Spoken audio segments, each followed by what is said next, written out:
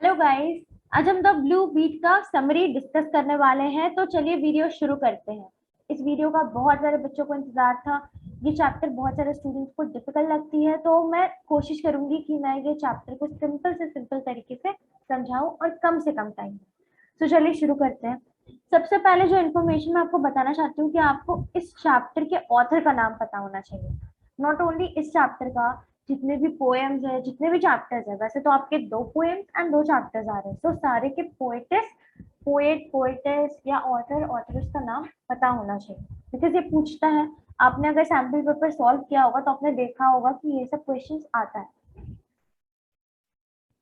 अब अगर मैं बात करूं इस चैप्टर की, तो इस चैप्टर में मेनली मैं आपको बता दूं कि दो कैरेक्टर रहते हैं। एक तो सीबिया रहती है and on the other hand एक क्रोकोडाइल रहता है, राइट। तो सीबिया एक लड़की है, she is 12 years old. On the other hand जो क्रोकोडाइल है वो एक नॉर्मल एक क्रोकोडाइल है, जो कि वाटर के अंदर रहता है। जब भी उसके पास कोई आता है तो उसको अटैक करने के लिए वो बाहर आ जाता है, उसे मारता है, राइट। जैसे नॉर्मली क्रोकोडाइल का नेचर रहता है अटैकिंग नेचर, तो इस पोएम में भी इस चैप्टर में भी यही कुछ चीजें हैं जो रिवॉल्व करती है।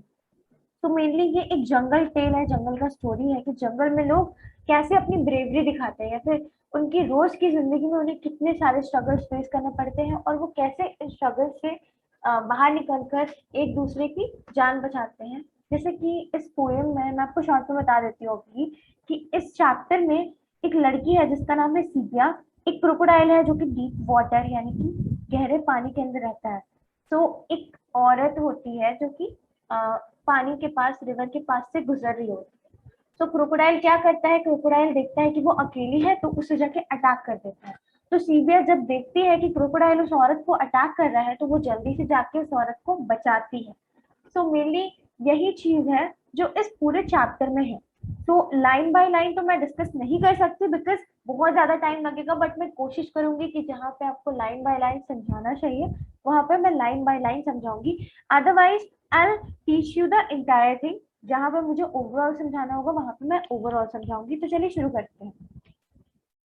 तो मेरी फर्स्ट लाइन में लिखा हुआ है कि डीप वाटर, क्रोकोडाइल कहाँ था, डीप वाटर में। तो आपको पता होना चाहिए कि क्रोकोडाइल कहाँ रहता है।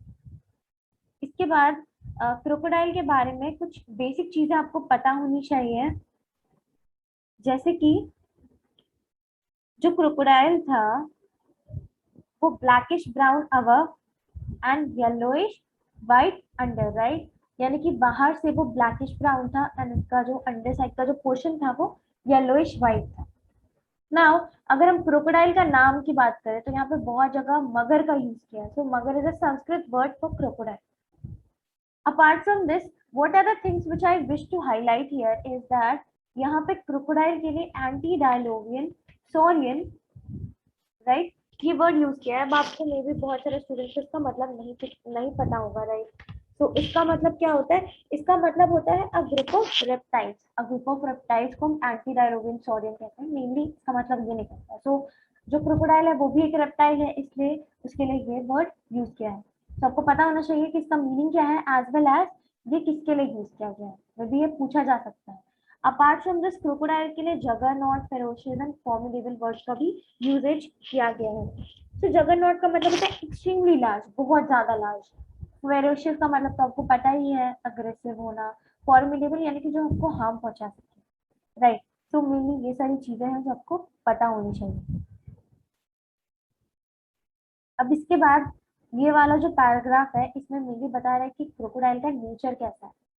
अगर आपको पता होगा कि जो क्रोकोडाइल है वो बचपन से ही अटैक, यानी कि जब वो छोटा था, जब वो फुली हैच भी नहीं हुआ था, यानी कि जब उसका एग हैच हो रहा होगा, जब उसका एग फूट रहा होगा, वो बाहर आ रहा होगा, तब वो कम्प्लीटली हैच नहीं था, राइट। वो कम्प्लीटली बाहर नहीं आया था। तभी भी उसके अंदर अटैकिंग नेचर था, यानी कि अगर उसके सामने उसकी कोई एनिमी या फिर कोई इंसान रहता या फिर कोई भी क्रीचर रहता, तो वो उसे अटैक करके उस समय भी उसे अटैक करता, यानी कि पूरी तरीके से बाहर भी नहीं आया तभी भी वो अटैक करता। सो ये नेचर उसके अंदर इंस्टिल्ड है और मेनली यही चीज इस पैराग्राफ में डील की गई है। सो यहाँ पे एक लाइन है, फेंड फॉर हिमसेल्फ इमीडिएट, यानी कि बचपन से ही वो खुद के लिए खुद के लिए डिपेंड करना जानता है कि वो कैसे किस पे अटैक करे, कैसे वो बचे। और मेनली ये बात का जस्टिफिकेशन ये वाला लाइन है जो यहाँ पर लिखा है escaping the birds of prey, यानी कि जब वो वाटर के अंदर आता था तो उसके साथ साथ जब मतलब उसके अलावा और भी वाटर के अंदर कुछ कार्निवोरस फिशेज रहती थी, कुछ और बर्ड्स ऑफ प्रे रहते थे। आई मीन जो बर्ड्स ऑफ प्रे यानी कि जो पक्षी जो क्रोकोडाइल को ये अपने साथ मतलब उड़ा के ले जाते हैं और उसे मार देते हैं, मार के खा जाते हैं। तो मेनली क्रोकोडाइल इन सारे चीजों से, इन सारे क्रीचर से बचकर इतना बड़ा हुआ है, इतना ग्रो हुआ है, सो उसको बहुत ज्यादा स्ट्रगल करना पड़ा। अब उसके बाद हम बात करते हैं क्रोकोडाइल की हाइट के बारे में या फिर उसके स्किन के बारे में, चमड़ी के बारे में। तो उसकी जो स्किन है वो inch thick armour, that means बहुत ज्यादा थिक है। अगर उस पर बुलेट मारा जाए, सपोज ये क्रोकोडाइल है, this is the crocodile skin, यहाँ पे मेरा बुलेट है। अगर मैं इस बुलेट को, जस्ट अ सेकेंड गाइस, अगर मैं ये जो बुलेट है, ब्लू कलर का जो आपको बुलेट दिख रहा है, अगर मैं उसको उसकी स्किन पे मारूंगी तो वो ऐसे बाउंस ऑफ हो जाएगा, राइट? वो बाउंस बैक हो जाएगा, वापस बाउंस हो जाएगा। तो उसकी स्किन इतनी ज्यादा मोटी है, इतनी ज्यादा मोटी है। एंड मेनली यहाँ पे जहाँ पे क्वेश्चन आपका बनने वाला है, जो क्वेश्चन बन चुका है वो मैं आपको यहाँ पे मार्क करवा देती हूँ। Only the eyes and soft underarms, यानी कि बस यही दो जगह है जहाँ पे क्रोकोडाइल का अटैक किया जाए तो क्रोकोडाइल मर सकता है, it can harm it, right? So crocodile mini पानी के बाहर थोड़ी देर अपना सर बाहर निकालता था ताकि वो सन रेज को या सन में थोड़ा देरी फील, मतलब सन रेज को थोड़ी देरी फील कर सके। एंड अपार्ट फ्रॉम दिस वो वेट करता था कि कोई भी एनिमल या कोई भी क्रीचर पानी के पास आए और वो उसे अटैक करके खा ले। सो ये वाले पैराग्राफ में ये लिखा हुआ है। तो वो क्या मेनली किस किस चीजों पे फीड करता था? सो मेनली वो fish, bear, monkeys came to drink, right? Perhaps a duck और टू। सो मेनली इन चीजों को वो खाता था और कभी कभी उसे बर्निंग घाट्स पे डेड बॉडीज भी मिल जाती थी। तो मेनली ये सारी चीजें तो थी जो क्रोकोडाइल यूजुअली करता था।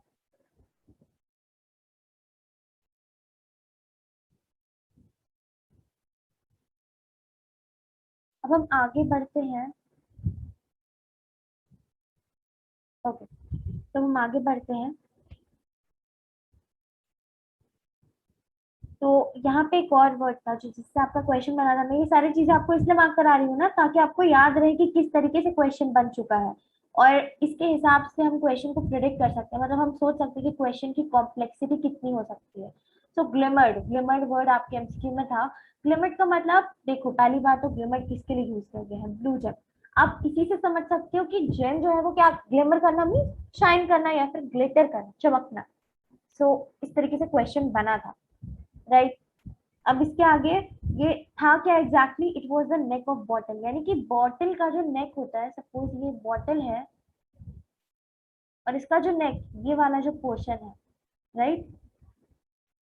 बॉटल का जो ये वाला पोर्शन है, ये वाला पोर्शन मतलब छोटा सा जेम की तरह दिख रहा था, टूट कर जो उसका शेप डिस्टॉर्ट हो गया था तो उससे वो जेम की तरह अपीयर हो रहा था।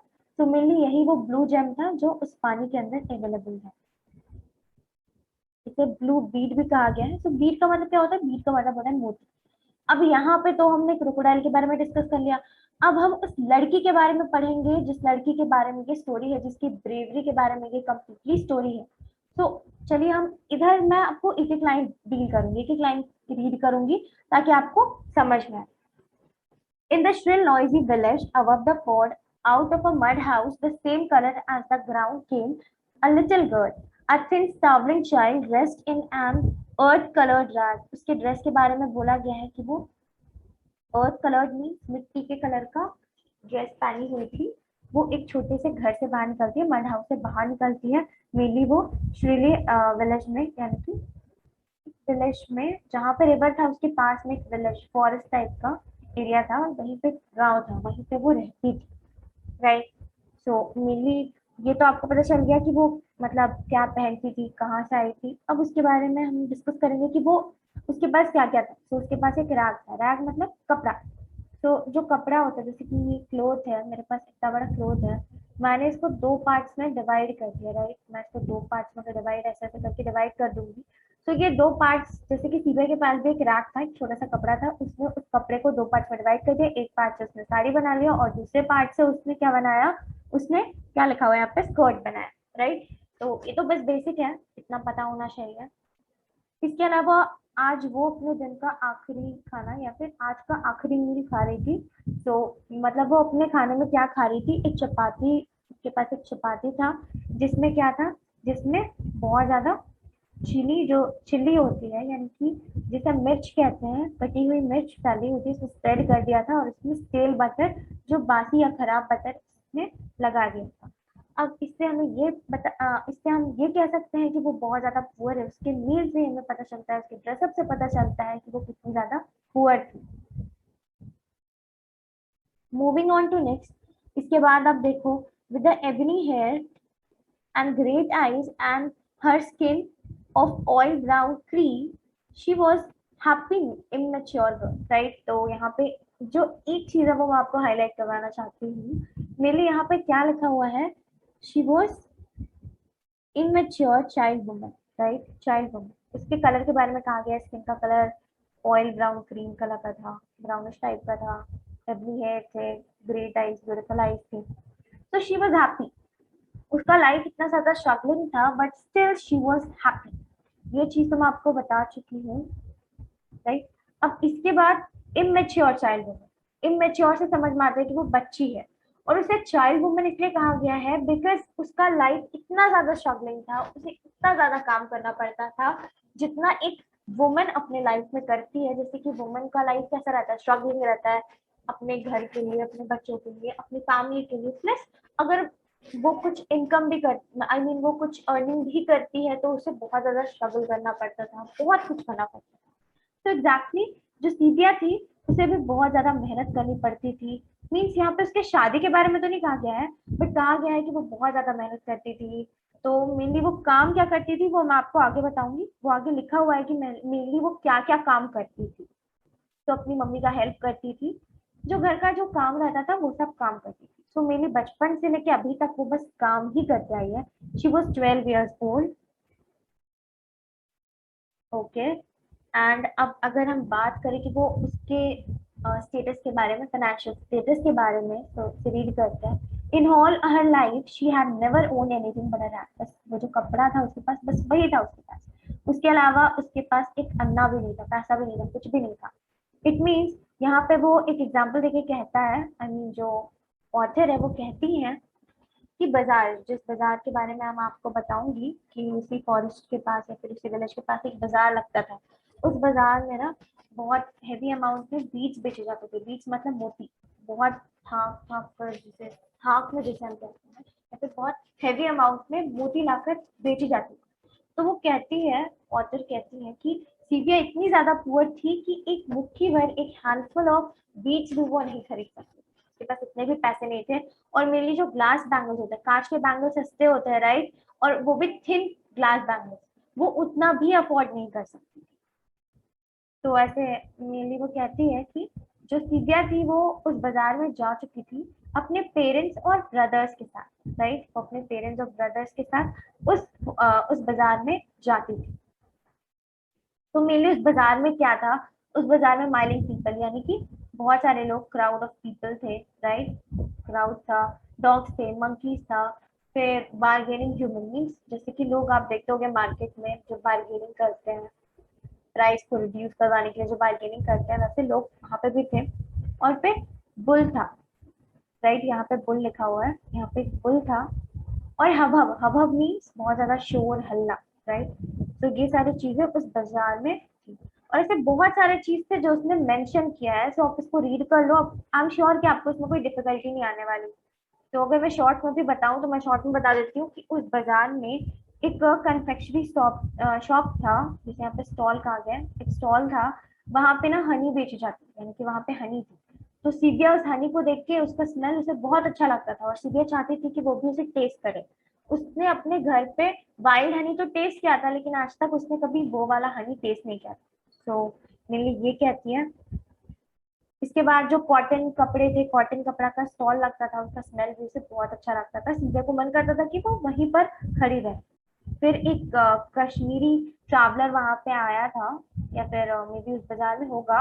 तो सीबिया मतलब वहां पे क्राउड लग जाता है, जैसे कि आप देखते हो कि कोई इंसान बाहर से आता है कुछ सामान लेकर बेचने के लिए, तो लोग कैसे उसके चारों ओर चक्कर लगाते हैं या फिर चारों ओर घेर देते हैं उसे, और फिर वो जो सामान दिखाता है लोग उसे देखते हैं, कुछ लोग खरीदते हैं, कुछ लोग बस देखते हैं। तो सीविया भी वहीं जाके खड़ी हो गई थी, और फिर वो इंसान सिल्क का कपड़ा बेच रहा था। उसके पास टर्कोइजेस और ओपाल्स नाम के जेम्स भी थे, एक चेस्ट में, एक बॉक्स में वो टर्कोइजेस और ओपाल्स नाम का जेम्स रखा हुआ था। सो और उसके पास और भी कुछ एक्साइटिंग चीजें थी जिसे सीविया देखकर बहुत ज्यादा एक्साइटेड हो रही थी। एंड मतलब सीविया कहती है कि ये तो स्टार्टिंग है, इसके अलावा और बहुत सारी चीजें थी उस बाजार में। अपार्ट फ्रॉम दिस दुनिया में ऐसी बहुत सारे वंडरफुल चीजें हैं जो हम मतलब बहुत सारी चीजें हैं जिसे हम एक बार में नहीं जान सकते। सो जहाँ पे जाओगे वहाँ की स्पेशलिटी आपको मिलेगी, वहाँ पे कुछ खास चीजें मिलेंगी जो बाकी जगह पे नहीं अवेलेबल। तो दुनिया में ऐसी बहुत सारी चीजें। मूविंग ऑन टू नेक्स्ट, यहाँ पे जो मैंने आपको पहले एक लाइन बताया था ना, मैंने आपको कहा था कि सीविया की जिंदगी में बस उसे मेहनत ही करना पड़ा, बचपन से लेके अभी तक वो बस मेहनत ही। तो उसका जस्टिफिकेशन के लिए यहाँ पे लाइन दिया हुआ है, in all her life from birth to death was marked for birth, I mean marked for work, यानी कि बचपन से लेके अभी तक उसे बस काम ही करना पड़ा, वो काम करने के लिए पैदा हुई। देन वो क्या क्या काम करती थी? She had husked corn, gathered sticks and put them to dry and cool and bedded and carried and fetched water and cut grass for fodder. So ये सारी चीजें थी जो वो करती थी। मैं आपको डेली रूटीन बताती हूँ सीबिया और बाकी वुमेन की।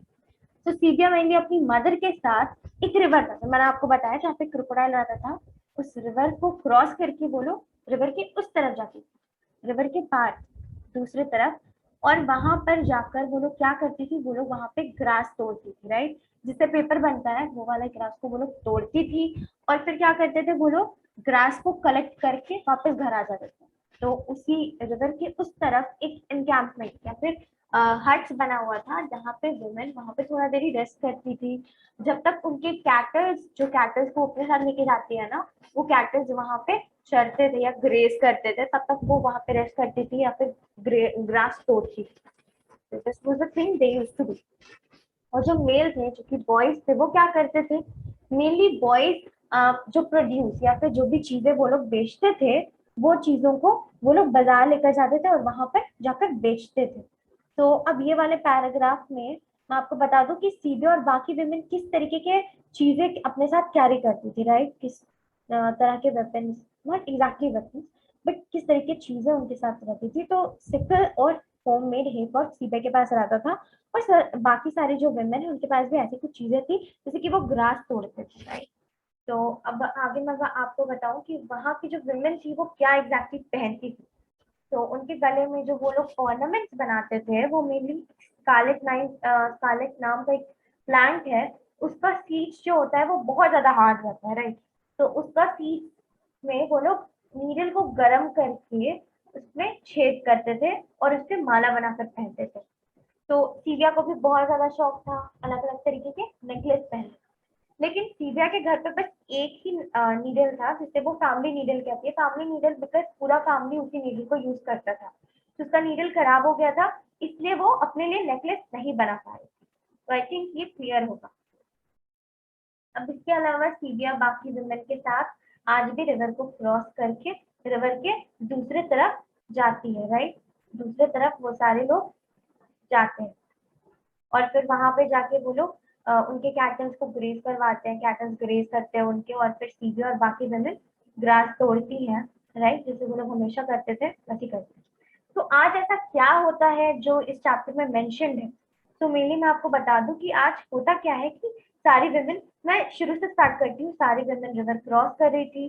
तो शुरू की जो वुमेन थी, यानी कि जो शुरू में जो खड़ी थी, जैसे कि यहाँ पे, जैसे कि रिवर है, तो यहाँ पे जो स्टार्टिंग में जो वुमेन है और जो पीछे की वुमेन थी, ये लोग आपस में बात करते हुए चिल्लाते हुए जा रहे थे, बिकॉज इस रिवर के अंदर तो क्रोकोडाइल था, राइट, यहाँ पे क्रोकोडाइल था, ये जो ब्लैक कलर का है, मान लो कि ये रिवर था और यहाँ पे क्रोकोडाइल रहता था। जो स्टार्टिंग में जो वुमेन थी वो पीछे वाली वुमेन से चिल्ला चिल्ला के बात कर रही थी।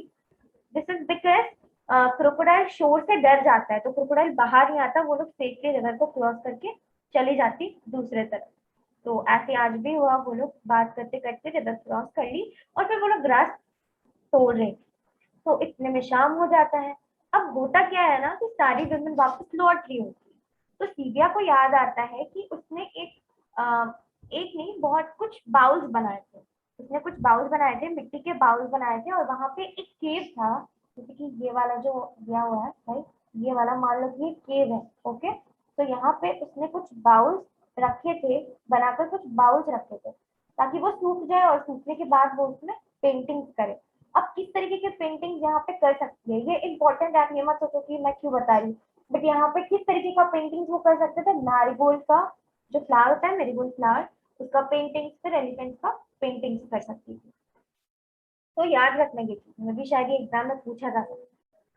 तो सीबिया जाती है केव में, जाकर देखती है कि उसके जो बाउल्स है वो सूखे हैं या नहीं। इसके बाद फिर जो बाकी वुमेन थी, इधर जो बाकी वुमेन थी वो वापस लौटने को तैयार थी कि वो लोग वापस वापस अपने घर जा रही थी, बिकॉज उन्हें इवनिंग मील की तैयारी करनी थी राइट, उन्हें वापस खाना बनाना था, उनके कैटल भी ग्रेस कर चुके थे और शाम भी हो गई थी, इसलिए वो सारे लोग वापस लौट रहे थे। तो सीबिया भी केव से निकल के जब तक आती है तब तक वो लोग क्रॉस कर चुके थे, वो लोग दूसरे पार जा चुके थे। तो सीबिया अकेले अकेले धीरे धीरे रोड क्रॉस कर रही थी, उसके हाथ में बहुत ज्यादा दर्द हो रहा था, बिकॉज उतना हैवी सिकल और हेयर बॉल पकड़ना बहुत ज्यादा मुश्किल है। तो वो धीरे धीरे करके रिवर क्रॉस कर रही थी।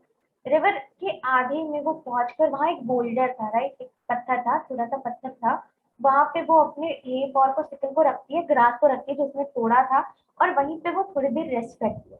इतने में वो देखती है कि एक गुजर वुमन, एक दूसरी औरत, मैंने आपको अभी तक बताया नहीं है ना गुजर वुमन क्या होता है, तो गुजर जो है वो नोमैडिक हर्डर्स को, नोमैडिक हर्डर्स को या नोमैडिक ग्रेजर्स को कहा जाता है, ठीक है, जो एक जगह से दूसरी जगह ट्रैवल करते हैं।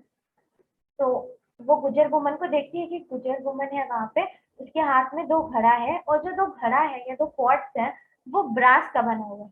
तो वो अपने पॉट्स को लेकर आती है, और जो तालाब होता है, जो रिवर है, जो तालाब है, वहां पे वो उससे डालती है, अपने पॉट्स को डालती है ताकि पानी भर सके। अब जहाँ पे वो पानी भरने जाती है ना, वहां पे क्रोकोडाइल का जगह था, यानी कि वो क्रोकोडाइल का जोन था, वहीं पे क्रोकोडाइल था। तो क्रोकोडाइल क्या करता है, क्रोकोडाइल अचानक से उस पर अटैक कर देता है। ओके, तो अटैक करता है तो उसके हाथ से दोनों जो ब्रास के पॉट्स थे वो गिर जाते हैं नदी के अंदर, और वो जो क्रोकोडाइल था उसके पैर पे बाइट कर लेता है, या फिर पैर को पकड़ लेता है, अपने माउथ से पैर को पकड़ लेता है, और फिर वो वुमन अचानक से स्लिप करती है और एक पत्थर पे जोर से टकराती है। सीबिया देखती है कि वो आई मीन वो वुमन को क्रोकोडाइल पकड़ लिया है, तो सीबिया भागकर जहाँ पे वो थी वहां से भागकर वो जल्दी जल्दी भागकर उस वुमन के पास आती है। अब जो पत्थर था, यूजुअली जब कोई इंसान पत्थर को क्रॉस करता है, अगर आपने देखा होगा कि जो पत्थर है, छोटे छोटे पत्थर है, उस पर चलना बहुत ज्यादा मुश्किल होता है, लेकिन बिकॉज अभी सीबिया के अंदर स्पिरिट था, वो बचाने के लिए भाग रही थी, वो नहीं चाहते थे कि वो क्रोकोडाइल उस औरत को मार दे, इसलिए वो जल्दी जल्दी भाग कर आ रही थी, और क्रोकोडाइल से बचाने की बहुत कोशिश करती है। वो क्या करती है ना कि उसके हाथ में जो सिक्कल या हेपर्स था, उससे वो क्रोकोडाइल के आंख में मारती है। तो क्रोकोडाइल, मैंने आपको ऑलरेडी बताया है कि दोनों जगह पे क्रोकोडाइल को मारा जा सकता है, एक तो उसके आंख पर अटैक क्या किया जा सकता है, एंड देन उसके अंडरआर्म्स।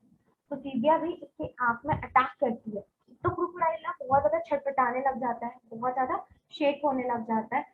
तो इससे क्या होता है कि क्रोकोडाइल फिर औरत, जो औरत थी उसका पैर को छोड़ देता है, और फिर वो अंदर चला जाता है, पानी के अंदर चला जाता है।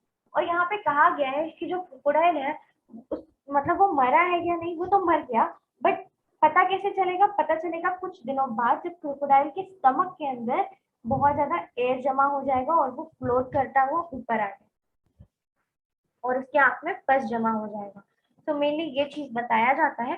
फिर सीबिया क्या करती है कि उस औरत को किसी भी तरीके से उठाकर लेकर जाती है रिवर के उस पार, और फिर वो वहां पे कुछ लोग जो होते हैं, मतलब वो गुजर इनकैंपमेंट की तरह, जहाँ पे गुजर हट्स था, वहां पे उसको लेकर जाती है, और वहां पे कुछ मेन उस औरत को लेकर जाते हैं उसके ट्रीटमेंट के लिए। फिर सीबिया वापस लौट कर आती है, वो अपने सिकल्स और हेयर फॉक को उठाकर, ग्रास को उठाकर वापस घर चली जाती है।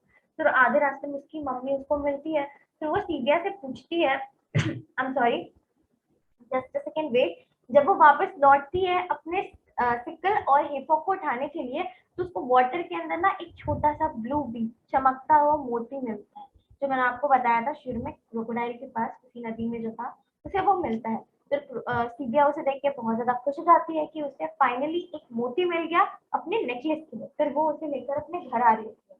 तो आधे रास्ते में उसकी मदर उसे मिलती है, फिर उसकी मदर बोलती है कि मुझे लगा था कि शायद तुम्हें कुछ हो गया, इसलिए मैं बिकॉज तुम घर नहीं पहुंची थी इसलिए मुझे लगा था कि शायद तुम्हारे साथ कुछ हो ना गया। तो सीधिया बताती है अपनी मम्मी को सब कुछ, और फिर वो उन्हें वो ब्लू बीट दिखाती है। मैं आपको लास्ट लाइन की तरफ लेके चलती हूँ, मैंने आपको ये सब सब कुछ समझा दिया है, बस आपको मैं आखिरी पेज पे लेके चलती हूँ जहाँ पे अभी हम हैं। तो वो अपनी मदर को सब कुछ बताती है, something there I found a blue bead for my necklace. तो अपनी मदर को बताती है कि मुझे अपने नेकलेस के लिए ब्लू कलर की मोती मिल गई है। तो this was the thing, this was all about the story. ये एक जंगल ब्रेवरी का टेल है, राइट? तो स्टोरी में ज्यादा कुछ तो नहीं था, बट इतना ही था। तो आई थिंक कि आई एम श्योर कि आपको ये चैप्टर अच्छे से समझ में आ गया होगा। अगर आपको किसी भी तरीके की डिफिकल्टी आती है इस चैप्टर में, so you can comment me, right? अगर आप मुझे कमेंट करोगे इन द कमेंट सेक्शन, आप अपने डाउट को उधर लिख देना, तो definitely I will answer. Apart from this, इस चैप्टर का एमसीक्यू हम वेरी नेक्स्ट वीडियो में डिस्कस करेंगे। Till then keep reading. मैं आपको बार बार कह रही हूँ चैप्टर को रीड करो। चैप्टर को रीड नहीं करोगे then you won't be able to solve the answer. तो this was all about this video. इसी के साथ ये वीडियो होता है खत्म। So we'll meet in the next video. Thank you.